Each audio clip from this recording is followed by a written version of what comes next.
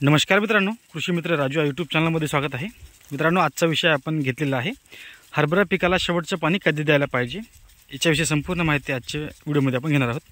आणि शेवटचं पाणी जे आहे हे आपल्याला किती तास द्यायचं, तर आपल्या जमिनीनुसार आपल्याला शेवटचं पाणी जे आहे साधारण हरभरा पिकाला एक फूल दिसत असेल तर अशामध्ये आपल्याला हरभरा पिकामध्ये शेवटचं पाणी घ्यायचं आहे।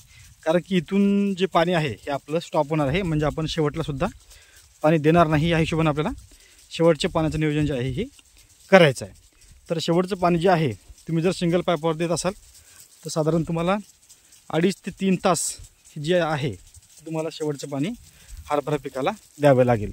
जर जमीन खूप हलकी असेल तर तुम्हाला साधारण 4 तासपर्यंत पाणी शेवटचं तुम्हाला द्यावे लागेल। परंतु ती जी अवस्था आहे, जे शेवटचं पाणी देण्याची अवस्था म्हणजे साधारण एखादं फूल दिसलं तुमच्या हरभऱ्याला तेव्हाच तुम्हाला हरभऱ्याला शेवटचं पाणी जे आहे हे द्यायचं आहे। हे शेवटचं पाणी देण्यामागचं कारण म्हणजे जर कदाचित जर तुम्ही पाणी शेवटचं दिलं नाही, समजून घ्या 30 दिवसाला शेवटचं पाणी दिलं आणि तिथून पाणी दिलंच नाही, तर अशामध्ये काय होते की हरभऱ्याला जे आहे फुलधारणा जी आहे ही लवकर होते आणि घाटी जी आहे ही लवकर पकडते। आणि मग शेवटला जेव्हा घाटीमध्ये हरभरा पिकाला एकदम ताण पडते तेव्हा घाटी जी आहे व्यवस्थित भरत नाही। त्याच्यामुळे शक्यतो हरभऱ्याला शेवटचं पाणी जे आपण म्हणतो ते एक फूल दिसल्यानंतर आपण शेवटलं पाणी हे साधारण हलकी जमीन असेल तर साधारण सिंगल पाईपवर 4 तास, डबल पाईपवर साधारण 5 तास पाणी तुम्हाला हलक्या जमिनीमध्ये द्यावं लागेल। आणि जमीन भारी असेल तर सिंगल पाईपवर साधारण तुम्हाला 2 ते 2.5 तास, आणि भारी जमीन 2 पाईपवर असेल तर साधारण 3.5 ते 4 तास तुम्हाला पाणी हे द्यायचं आहे भारी जमिनीसाठी।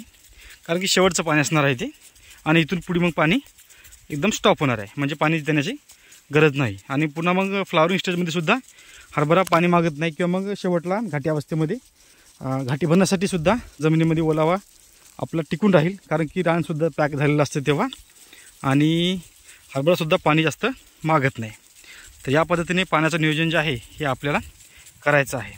तर आपल्या हरभऱ्याला आजुरी झाली साधारण 50 दिवस, आणि हा आहे BDN GK 798, आणि याला कुठं एखादं फुल दिसत आहे आता। तर हे आपलं शेवटचं पाणी असणार आहे, आणि जमीन आपली आहे हलकी, त्याच्यामुळे आपण सिंगल पाईपवर 3 तास पाणी देत आहोत। 3 तास पाणी म्हणजे भरपूर होते, कारण की सिंगल पाईपवर आहे। तर या पद्धतीने जे आहे आपलं नियोजन हे चालू आहे। पाहू शकता BDN GK याच्यामध्ये मर जे आहे हे 0% आपल्याला दिसते। 0% म्हणण्यापेक्षा कुठंच असं मर वगैरे बिलकुल अजिबात दिसत नाही। याच्यावर एकच फवारणी झालेली आहे आपली, आणि एक वाढीसाठी घेतलेली आपण स्पेशल 28-27चं।